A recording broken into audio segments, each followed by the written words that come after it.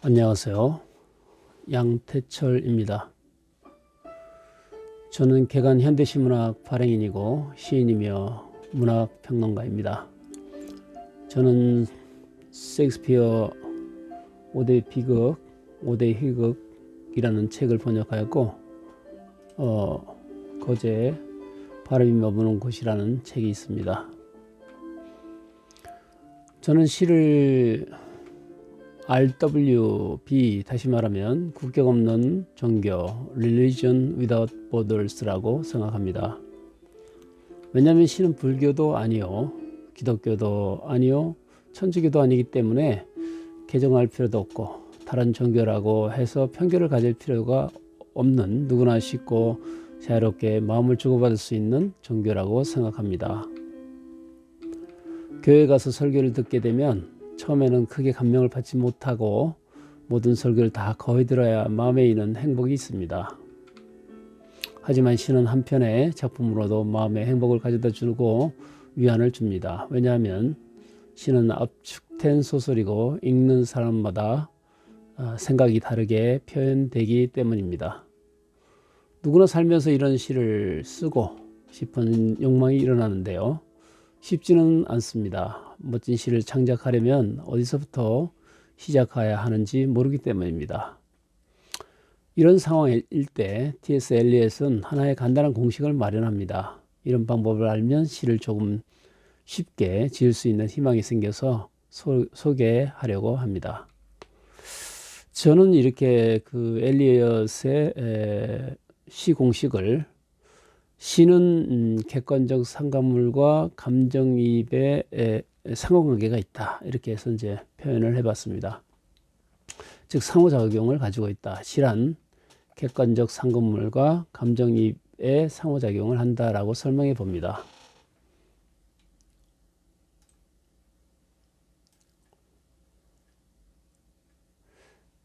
오늘은 3강으로 객관적 상관물이라는 강의를 하도록 하겠습니다. 객관적 상관물, Objective Correlative라고 하는 객관적 상관물에 대해서 설명을 하도록 하겠습니다. 엘리엇은 글을 쓰는 공식을 말씀드린 대로 처음 발견하게 되죠. 객관적 상관물은 창작자가 표현하려는 자신의 정서나 감정, 사상 등을 다른 사물이나 상황에 빗대어 표현할 때 이를 표현하는 사물이나 사건을 뜻합니다. 즉 개인적 감정을 그대로 드러내는 것이 아니라 사물과 사건을 통해서 객관화하려는 창작 기법이죠. 자, 우리가 슬플 때, 마음으로 울적할 때, 글로서 표현을 하죠. 그런데 화자는 그 슬프다고 해서 나 슬프다라고 하면 그것이 슬픈 감정을 표현한다고 볼 수 있을까요? 그래서 시가 될 수가 없습니다. 직접적인 표현에 불과하죠. 그러나 골목길을 돌아서 비가 내리는데 강아지가 부모가 없는지 혼자 낑낑대고 비를 맞고 있어요.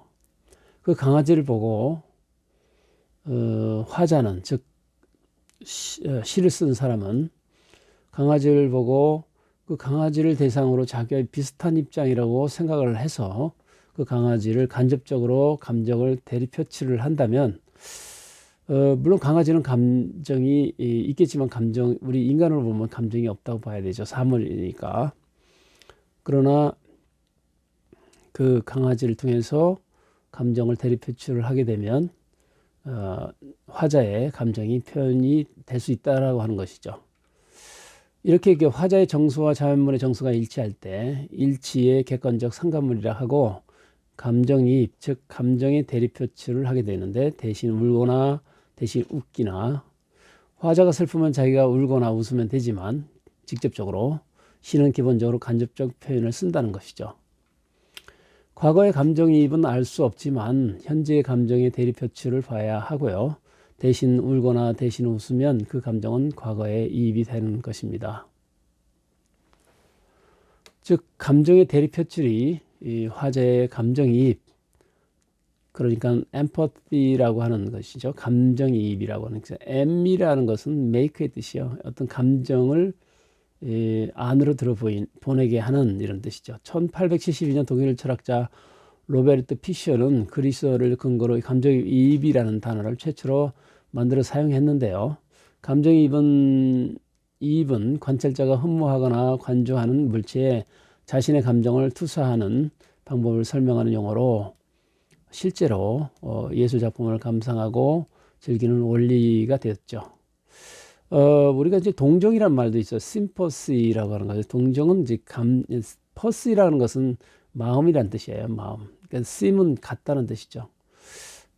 타인의 공경을 보고 측은하게 느끼는 수동적인 감정이지만 공감, 아까 감정이입은 공감이라는 뜻인데 그것은 역지사지, 남의 것으로 내 생각을 하는 것이죠. 역지사지의 과정이 되는 것입니다. 예를 들어서 길가에 나무도 기분 좋아 덩실덩실 춤을 춘다 했을 때 이것이 시가 될 수 있을까요? 객관적 상관문은 뭘까요? 나무가 되겠죠. 길가의 나무.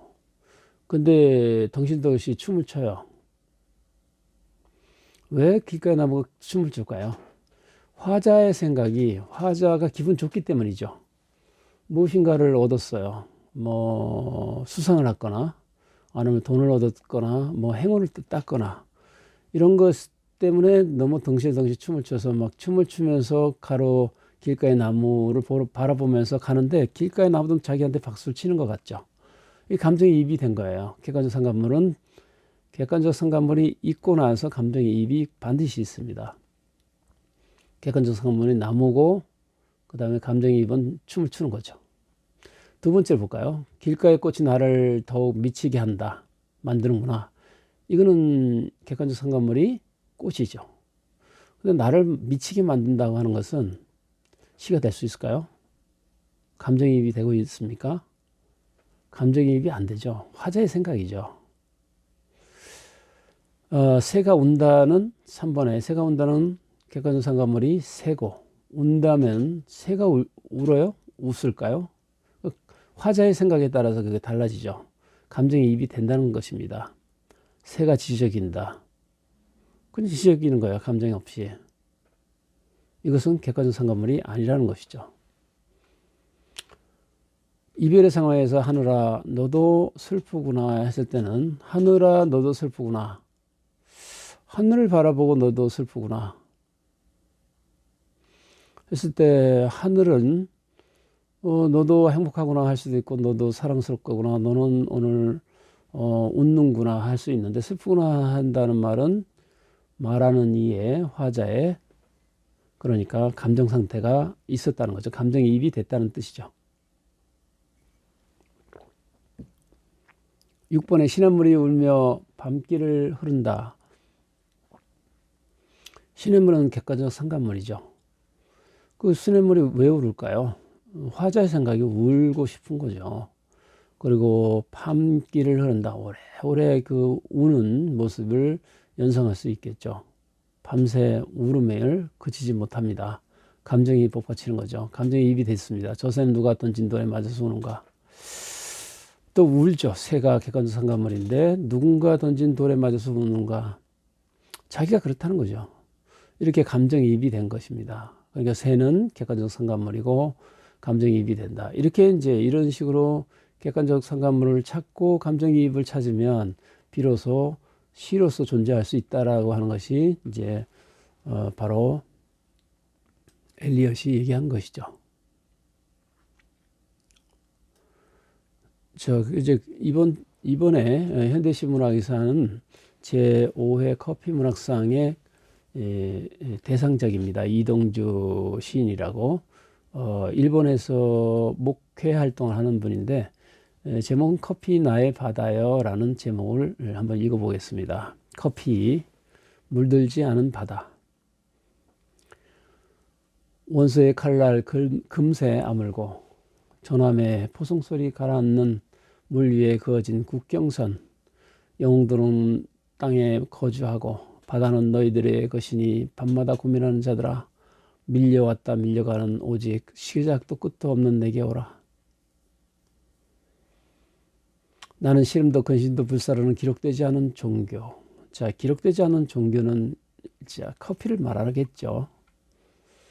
서로 간에 원수의 칼날, 그 다음에 포성소리, 그리고 영웅이 있고, 그래 봐야, 그러나 서로 화합을 하지 않는 상황이죠. 어떤 집에도 굴림도 허용하지 않는 수평선. 허용하지 않는 수평선의 커피가. 뒤척이고 한숨 짓고 몸부림칠 때마다 내게로 와서 마시라. 거기는 낮은 자들이 모여 사는 하나의 물방울.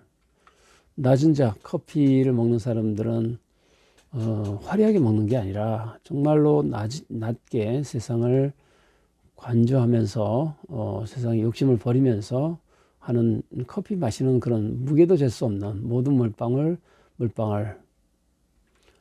내 모든 비린내와 비늘을 씻겨줄 감미로운 아로마 욕조. 자, 우리가 이제 모든 이렇게 비린 생선이라든지 기름진 음식을 먹고 나서 마지막으로 커피 한 잔을 하죠. 그것이 아로마 욕조라고 표현할 수 있을까요? 상당히 속이 깊죠. 검고 속 깊은 블랙홀, 퍼렇게 멍든 귀들아. 퍼렇게 멍든 귀들이 누구일까요? 바로 정치가들이죠. 전쟁을 일으킨 사람들, 너희 나이를 지우고 작은 눈물을 받아들이는 검은 노래를 들어라. 제발 듣고 검은 노래를 듣고 서로 화해하라는 뜻이겠죠. 목회자의 말씀이 약간 들어가긴 하는데 교훈적인 게 들어가긴 하지만 시가 넓죠. 우주적이고 가끔은 구름의 날들이 방문하거든 돛을 펴고 나아가라. 바람 부는 대로 항해하라. 검은 행진곳 되더라도 두려워하지 마라. 격정은 곧 사라지고 무지개 뜰 날 있으리니 나는 내 안에 너는 내 안에서 바다의 교향시로 연주되리라. 커피 젖지 않는 나의 바다여 마르지 않는 나의 향기여. 제5회 커피 문학상 대상자입니다. 현대신문학 홈페이지에서 찾아볼 수 있습니다. 다음에는 봄비에서 이제 객관적 상관물을 한번 찾아보시죠. 봄비 이수복. 입이 그치면 내 마음 강나로 긴 언덕에 강이 쭉 연결돼 있어요. 그 언덕에 서러운 풀빛이 짙어졌다. 봄비가 그치면 바로 파릇파릇하게 풀빛이 올라오죠. 근데 서러운 풀빛이에요. 서러운 풀빛. 의인화가 돼 있죠. 왜 짙어올까요? 사연에 보면 나와 있습니다. 사연부터 보겠습니다. 임 앞에 타오르는 향연과 같이 땅에선 또 아지랑이 타오르겠다. 사별한 님이 있었어요. 근데 그의 님을 향해서 향기를 피우는 연기를, 향기 나는 연기를 피웁니다. 그거를 기리는 마음이겠죠. 그렇기 때문에 서러운 자연들은 이런 나의 임앞이었던 그림을 모르고 그냥 너무 짙게 평소와 다르게 같게 그것이 짙어오는 거죠. 세월은 가고 있는 거죠. 이연에 보면 푸른 보리밭길 맑은 하늘에 종들새만 몰아 찌꺼리겠다. 입이 그치면 시내와 번그러질. 서로 이제 시내어라는 것은 질투해서 활짝 필 고운 꽃밭 속 처녀애들 짝하고 새로이 서고 임 앞에 타오르는 향연과 같이 땅에선 또 아지랑이 타오르겠다. 아지랑이 타오르듯이 향연이 타오르는 것이죠. 일년의 화자는 풀빛이 서럽다고 말하는데 그 이유는 사연에 나타나죠. 봄이면 따뜻한 날씨와 함께 아지랑이 피어오를 터이지만 아지랑이 님 앞에 타오르는 향불의 연기와도 같은 것으로 연상한다. 즉 임은 이 세상에 있지 않으며 따라서 화자는 다가올 봄의 아름다움이 그저 아름답고 기쁘지만은 않은 것이다 라고 표현합니다.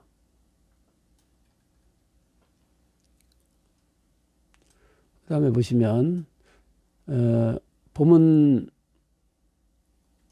화사함은 오히려 화자의 마음에 잠들어 있던 그림을 다시 일깨움으로써 슬픔을 맛보게 하는 계기가 됩니다. 이 시가 봄의 생명력을 노래하면서도 전통적 애상의 정서를 느끼게 하는 이유가 있는데, 사연의 시내워 번거로지는 다투어 피어날 이란 뜻이죠. 이 시는 세상을 떠난 님에 대한 그리움과 슬픔을 노래한 작품입니다. 종달새가 짓거리고 꽃이 피어 남은 처녀애들이 짝하여 선한다고 한 것은 의인법이죠. 오늘 제 시를 또 한번 볼까요? 객관적 상관물을 한번 찾아보시죠. 그리고 감정이입이 어디서 됐는가? 인도에만 있다는 바냐나무는 몸 전체가 뿌리라는데 보이지 않는 바람에게도 뿌리가 있는지 바람이 불 때마다 바람의 뿌리가 뽑히듯 황사가 날린다. 바람도 바냐나무처럼 몸 전체가 뿌리일까? 뿌리 한번 내려본 적 없는 내 몸도 뿌리인지 요즘은 이 뿌리가 뽑혀나갈 듯 계속 아프다. 뿌리가 뽑혀나듯 아프다라고 하는 것이 바로 이 뿌리는 객관적 상관물이죠. 아프다라고 하는 것이 누가 아픈 거예요? 이 화자의 마음이 아픈 거죠. 마음의 육신이 아픈 거죠. 일주일 후면 뉴질랜드로 이민 가기 위해 동생이 팔랑포구에 사는 나를 찾아올 것이다. 바다의 수평선은 다정한 형제처럼 하늘에 선연하게 맞닿아 있다. 나와 동생은 언제부터 뿌리가 다른 삶을 살게 되었을까? 바다 위에는 청바지를 입은 당당한 외국인 같은 선박 하나가 동생을 싣고 가기 위해 또 있다. 뿌리 없이 떠돌길 좋아했던 나는 이제 팔랑포구 붙박이처럼 박혀 산다. 아버지의 뿌리에서 갈라진 뿌리들이 잠시 머물다가 형제들이 이렇게 그 지방 곳곳 아니면 외국까지 사는 거죠. 그것이 뿌리라고 볼 수 있다는 것입니다. 고향집은 뿌리 깊은 느티나 하나만 남아있다. 곧 자신의 뿌리를 갈무리해서 떠날 동생과 함께 느티나무 앞에서 사진을 찍었다. 한 그루 뿌리 깊은 나무처럼 살아온 뿌리 내릴 수 없는 뿌리의 생이 바람의 뿌리를 뽑는 것인지 눈이 아프게 모래바람이 포구에 날렸다. 눈부신 파도들은 팔랑팔랑 팔랑포구를 넘겼다. 거제도에 보면 팔랑포구라고 하는 데가 있습니다. 덕포하고 옥포 사이에. 그곳에서 보면은 아름다운 대우조선과 바다가 보이죠. 파랑색이 붉은색으로 변할 때 원심력이 부족해서 붉은색으로 불듯이 동생이 떠나는 내 마음 한구석 실빗줄처럼 아픈 기억의 뿌리들이 발을 내리는지 물소리처럼 차가운 파도 소리들이 밤새도록 잠속을 스며들며 뒤척거렸다. 예전에 쓴 그러니까 작품인데요. 한번 꺼내봤습니다. 윤동주 시인의 별 해는 밤을 볼까요? 객관적 상관을 찾는 것이 가장 중요한 거죠. 우리가 오늘 객관적 상관을 보는 거기 때문에 별 하나의 추억과 어떤 추억일까요? 사람마다 추억이 있죠. 서러운 시설의 추억은 더 간절하죠. 별 하나의 사랑과 그 사이에서도 사랑이 있어요. 별 하나의 쓸쓸함과 어려울 때록 쓸쓸함은 더하고 별 하나의 동경과 그러나 그런 어려운 것 동경 바라는 것이 있습니다. 별 하나의 시와 별 하나의 어머님 눈물이 나죠. 나는 별 하나의 아름다운 말 한마디씩 불러봅니다. 언어의 마술사 윤동주의 시죠. 소학교 때 책상을 같이 했던 아이들의 이름과 폐, 경, 옥 이런 이국 소녀들의 이름과 벌써 아기 어머니 된 계집애들의 이름과 가난한 이웃 사람들의 이름과 비둘기, 강아지, 토끼, 노새, 노루, 프랑시스 잠, 라이너 마리아 릴케 이런 시인들의 이름을 불러봅니다. 이네들은 너무나 멀리 있습니다. 멀리 아슬이 멀듯이 어머님 그리고 당신은 멀리 북한도에 계십니다. 나는 무엇인지 그리워 이 많은 별빛이 나린 언덕 위에 내 이름자를 써보고 흙으로 덮어버리었습니다. 땅은 제 딴에는 이런 뜻이죠. 밤을 새워오는 벌레는 부끄러운 이름을 슬퍼하는 까닭입니다. 벌레는 객관적 상관물이죠. 근데 객관적 상관물은 일단은 정서가 없죠. 자연물이니까. 그러나 여기에 마음을 정서를 이입시키는 거죠. 이 벌레는 부끄러운 이름을 슬퍼하는 까닭이다. 원래 부끄러워할 필요가 없죠, 벌레는. 그런데 화자의 생각이 부끄럽다는 것이죠. 자기 이름을 덮어버렸으니까. 그리고 일제시대 때 자기 이름을 제대로 쓰지 못하는 그런 서러움이 있다는 것이죠. 그러나 겨울이 지나고 나의 별에도 봄이 오면 무덤 위에 파란 잔디가 피어나듯이 내 이름자 묻힌 언덕 위에도 자랑처럼 풀이 무성할 계외다. 윤동주는 1941년 하늘과 바람과 별과 시라는 시집을 발간을 했지만 뜻을 이루지 못했죠. 탄압이 극심했던 일제의 검열에 걸릴 것이 자명했기 때문이었죠. 윤동주의 시집 원고를 후배이자 버신 정병욱이 망덕리 자기 집의 바로 밑에 몰래 간직했다가 해방이 되자 책으로 표현했습니다. 윤동주의 대표작인 별 해는 밤의 맨 마지막 행에는 밤을 새우는 벌레는 부끄러운 이름을 슬퍼하는 까닭임이라는 구절이 있고, 이 구절에서는 벌레는 자신의 이름이 부끄러운 것을 슬퍼하기 때문에 우는 것이라고 쓰여 있지만 벌레는 부끄러움을 알고 그것을 이유로 울 수 있는 것은 아니죠. 그러나 이 시를 읽는 독자는 이러한 표현을 보고 시적 화자의 심정을 유추해낼 수 있습니다. 벌레가 자기 이름이 부끄러워 운다고 느끼는 것은 다름 아니라 시적인 화자가 자신의 이름에 부끄러움을 느끼기 때문이라는 점 말이죠.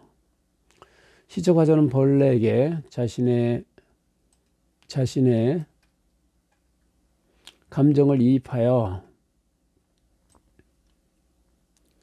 부끄러운 이름을 슬퍼하는 까닭입니다 라는 구절을 쓰게 됩니다. 여기서 바로 이 벌레가 객관적 상관물이 되는 것이죠. 벌레가 운다. 벌레가 운다. 라는 행위는 상식선에서는 어떠한 감정적인 이유도 될 수 없는 객관적 현상이지만 벌레 울음소리를 듣는 시적 화자가 어떤 감정을 느끼는가에 따라서 이러한 객관적인 현상을 자신의 감정 상태를 효과적으로 전달할 수 있는 것으로 만들었기 때문입니다. 문학작품에서 글쓴이의 감정을 직접적으로 드러내는 작품은 작품의 흥미와 완성도를 떨어뜨리는 요인이 가운데 하나이죠.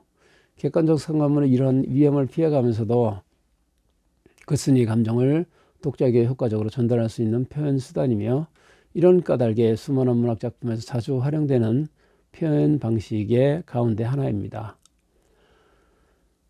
문학작품에는 항상 글쓴이의 개인적인 생각과 감정이 개입된다는 점을 생각하면서 작품을 읽는다면 이런 객관적 상관물을 파악하는 데도 큰 어려움을 느끼지 않게 될 것입니다. 자, 김소월의 초원을 읽어볼까요?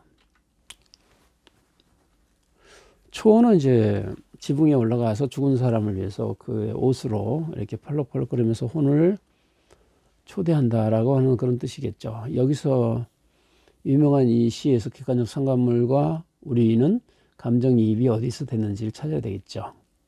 산산이 부서진 이름이여, 허공중에 헤어진 이름이여. 말이 재밌죠. 예쁘고.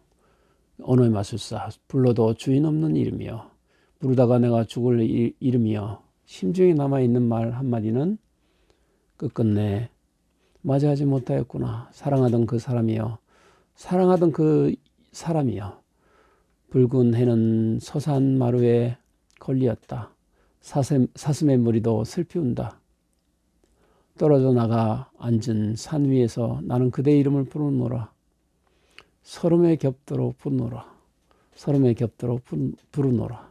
부르는 소리는 비껴가지만 하늘과 땅 사이가 너무 넓구나.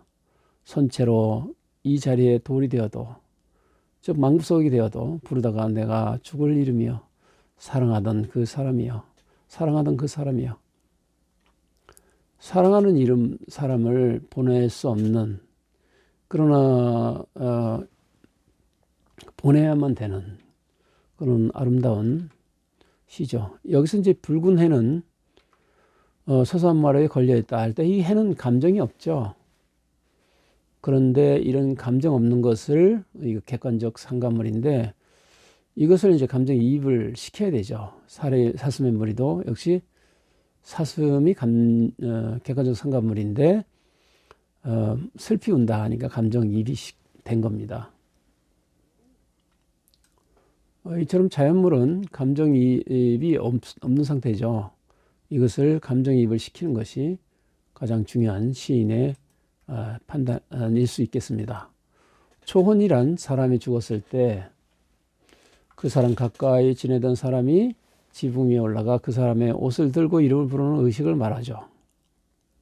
혼을 초대한다는 한자는 죽은 사람을 붙잡는 의미가 있음이 분명하지만 초혼 의식을 하고 난 후에야 비로소 곡을 시작했다는 이 의식이 죽은 이를 떠나보내는 것임을 또한 보여줍니다. 첫 연에서 불리는 이름은 바로 초혼 의식의 시적 화자에 의해 불리는 죽은 이의 이름이죠. 육신은 산산에 부서졌고 지금 그 이름만 불리고 있고요. 얼마나 슬펐으면 부르다가 내가 죽을 이름이라고 하는 것일까? 두 번째 연의 심중에 남아있는 말 한마디가 뭘까? 사람이 죽고 나면 조금만 더 잘해드릴 걸 등의 후회가 남는다고 하죠. 사랑하면서도 존경하면서도 살아있을 적에는 상처를 주고 받죠. 사후세계가 어떨지는 인식의 영역이 아니니 뭐라 말할 수 없지만 적어도 살아있는 사람의 입장에서 본다면 죽은 이와의 관계에서 아직 풀지 못한 것은 이제 산자들의 후회로서 남죠. 숙제죠. 전화 한 번 더 해드릴 걸, 한 번 더 찾아뵐 걸, 코로나 때문에 못 뵈는데 용돈이라도 몇 장 더 넣어드릴 걸 등등 다들 살아계실 때 잘하자. 이연 삼행과 사행의 반복은 시적 화자의 슬픔의 크기를 느낄 수 있습니다. 세 번째 연에서 저물어가는 해는 시적 화자와 죽은 이의 이별을 상징하죠. 전기도 없고 도로 사정도 별로였던 시대에 특히 김소월이 살았던 평안북도 산간지역의 밤은 할 수 있는 것이 많지 않았던 시간이었죠. 그런 밤처럼 이제 죽은 이도 어둠의 세계로 가려고 하죠. 붉은 해, 우는 사슴, 떨어져 나가 앉은 산은 모두 화자의 감성이 투영된 존재들입니다. 죽은 사람과 시적 화자의 거리는 사연에서 더욱 강조되는데 이제 하늘과 땅처럼 두 사람의 거리는 멀어져 가죠. 화자가 부르는 소리는 바람에 흩어지고 망자에게 들리지 않습니다. 이런 서러움이 사연 첫 행과 둘째 행에 반복되기도 하는 것이죠.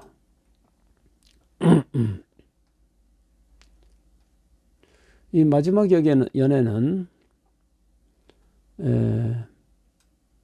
망부석 설화를 원전으로 하죠.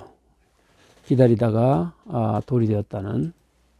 이미 하늘과 땅만큼 죽은 이와 자신 사이의 거리가 멀어졌음에도 죽음을 인정하지 않으려는 시적 화자의 자세는 차라리 여기서 부르다가 죽어서 돌이 되어서도 죽은 이를 기다리는 마음이 되죠. 오웬의 돌은 이러한 시적 화자의 슬픔의 결정체라고 할 수 있습니다. 김소월이 초혼은 다른 소월의 시에서는 찾기 힘든 격정을 보이고 있죠. 얼마나 죽은 사람이 그리웠기에 이처럼 외치고 있는 걸까?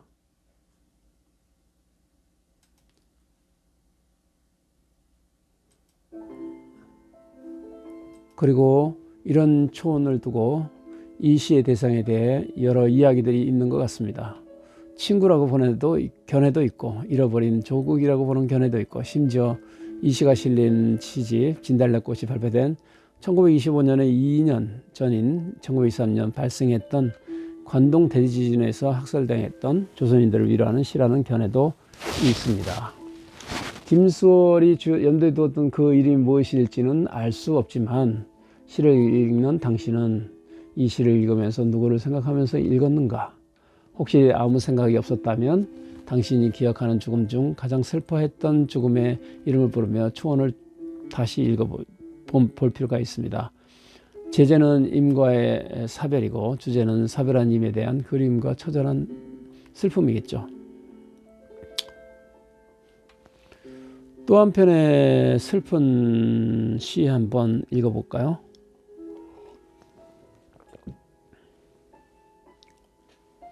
백석 시인의 여승입니다. 여승은요, 남편을 여의고 자식까지 죽고 그 여자가 할 수 있는 것이 없죠.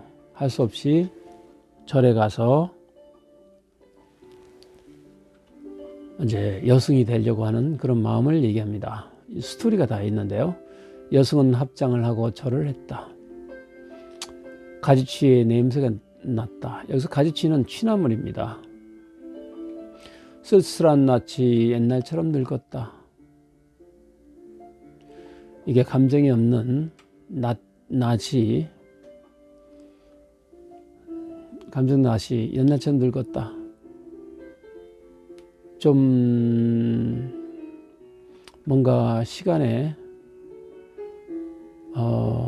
처절한 이 밝은 옛날처럼 밝은 어떤 추억이 아니라 어떤 밋밋한 어떤 잊고 싶은 그런 느낌을 가질 수 있습니다. 나는 불경처럼 서러워졌다.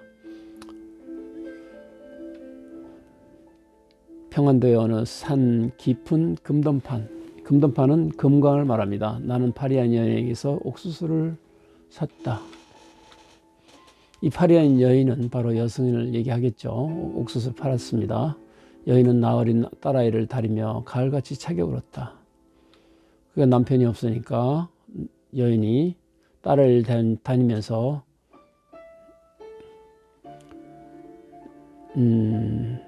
옥수수를 팔았는데 그래서 섭벌같이 일벌같이 나아간 지아비를 기다려 10년 동안 지아비는 안 돌아오고요. 어린 딸은 도라지꽃이 좋아 돌무더물 같다. 그러니까 죽었다는 뜻이죠. 그러니까 여자 혼자 살 수가 없는 어떤 처절한 상황. 이 짧은 시에서 그런 거 다 느끼죠. 산꽁도 설게 울은 슬픈 날이 있었다. 꽁이 객관적 상관물인데요. 지적이었지만 그것이 슬픈 날이 있었다는 거죠. 있었다. 과거형으로. 산절의 마당귀에 여인의 머리털이 오리 끝부분을 오리라고 합니다. 눈망울과 같이 떨어진 날이 있었다.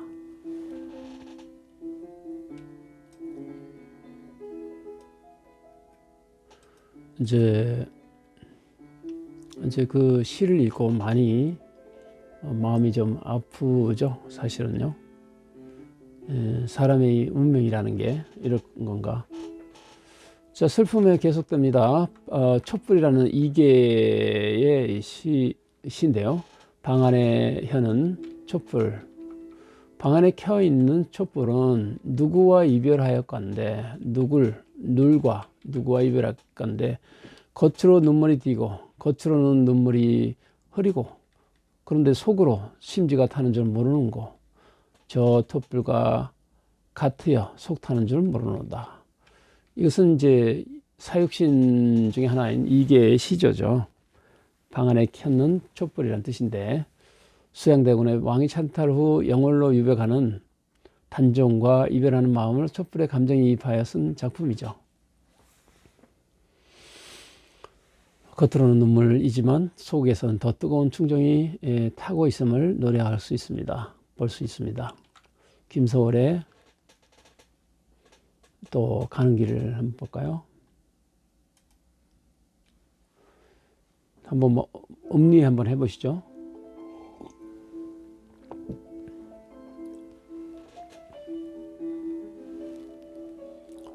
가는 길, 김소월. 그립다 말을 할까 하니 그리워. 그냥 갈까 그래도 다시 더 한번. 저 산에는 내도 까마귀, 들의 까마귀. 서산에는 해진다고 지적입니다. 까마귀는 객관적 성간물이죠. 나는 그리워하는데 저 산의 까마귀는 내 마음을 아는지 모르는지 서산에 이제 깜깜해지니까 빨리 가자고 지적이는 거죠. 감정이입이 돼 있죠. 까마귀가 객관적 성간물, 감정이입이. 앞강물, 뒷강물 흐르는 물은 어서 따라오라고. 역시 강물은 객관적 성간물인데 따라가자고. 흘러도 연달아 흐르디다려 감정이입이 이루어집니다. 사랑하는 사람에 대한 그리움과 아쉬움을 떨치고 돌아선 화자는 저 산에도 까마귀, 들의 까마귀, 서산에도 해진다고 지적입니다. 꼭 표현했는데 이별을 경험한 화자의 심리 상태가 투사되어 있죠. 하지만 화자는 흘러가는 강물이 자신에게 어서 따라오라고 따라가자고 재촉하는 느낌을 받습니다. 이 장면은 객관적으로는 해가 지기 때문에 길을 서둘러야 한다고 해석이 가능하지만 다른 한편으로는 흘러가는 강물이 화자에게 이별을 받아들이고 자신의 길을 가라고 재촉하는 것으로 해석할 수가 있습니다. 오늘 조금 슬픈 시들이 많네요. 그죠? 성탄제, 김정길의 성탄제도 한번 읽어보겠습니다. 성탄제는 이제 12월에 그 어려운 사람에게 선물처럼 주는 거죠. 김정길, 어두운 방 안에 빨간 숯불이 피고, 어두운 방 안에 숯불이 펴요. 외로이 늙으신 할머니가 애초에 찾아드는 어린 목숨을 지키고 계셨다. 그 어린 아이가, 그러니까 아들이 이제 목숨을 잃을 수도 있는 그런 상황이 벌어진 거죠. 이윽고 눈속을 아버지가 약을 가지고 돌아오셨다. 그러나 이 눈이 많이 내리는 눈속을 아버지가 일찍 나가셔서 벌써 자식을 위해서 돌아오셨는데 아버지 손에 눈을 헤치고 따오신 그 붉은 산수열매, 객관적 성간물이죠. 나는 한 마리 어린 짐승, 나는 아버지 없으면 못 사는 짐승이죠. 젊은 아버지의 서늘한 옷자락에 열로 상기한 볼을 말없이 부비는 것이었다. 아버지 그러면서 사랑을 표현하죠. 이따금 뒷문을 치고 눈이 치고 있었다. 그러니까 상황이 눈이 엄청 내렸다는 것을 볼 수 있겠고요. 그려지죠.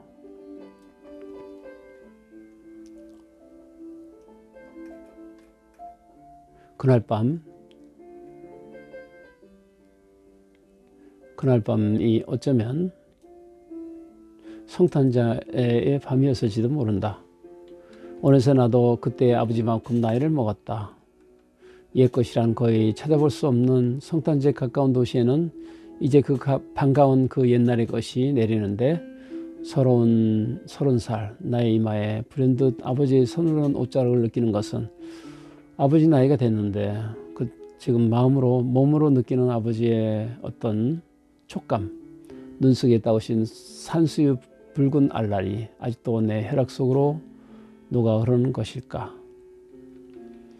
자, 여기 열매는 아버지의 사랑과 붉은 빛깔은 그 사랑이 짙고 뜨거운 것임을 암시할 수 있겠고요.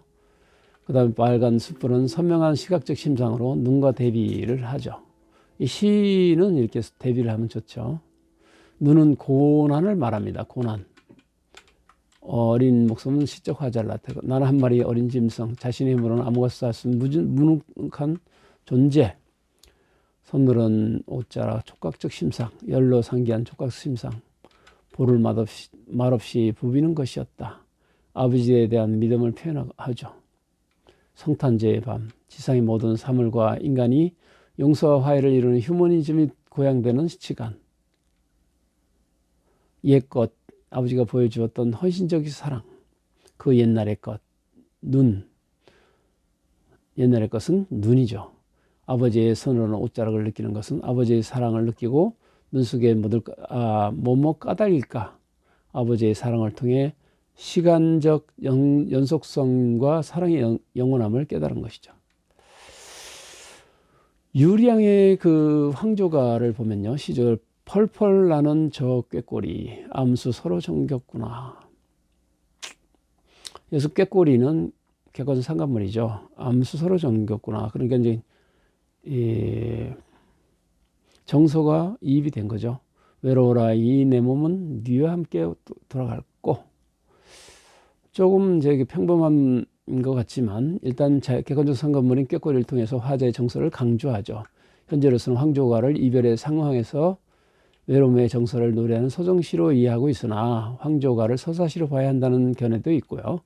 그 이유는 주몽은 평범한 인간이 아닌 신화시대의 시에 나타나는 존재로 신화의 위광을 지닌 완전무결한 모습으로 감정이 휘둘러지지 않기 때문이다. 유리는 역시 주몽의 아들이므로 신화시대의 인물로서 이별의 슬픔에 휘둘러지는 모습은 맞지 않는다고 본 것이다. 그러므로 황조가를 서사시로 보면 두 가지 해석이 있다. 첫 번째는 황조가는 부족 간의 통합을 위해 노력하다가 실패한 유리영의 탄식이며, 두 번째는 치를 수렵 부족의 상징 화의를 농경 부족의 상징을 보아 이 두 부족 간의 세력 다툼이 있었고 결국 농경 부족이 승리하였다고 볼 수가 있다. 라고 이제 해석을 할 수 있습니다. 우리는 이제 시의 객관적 상관물과 또 감정이입이 어디서 되고 있는지를 봐야 되겠죠. 그래서 오늘 여러 가지 시에서 봤는데 여러분들에게 도움이 됐는지 모르겠습니다. 다시 한번 혹시 부족한 부분이 있으면은 제 설명을 한번 다시 보시기 바랍니다. 감사합니다.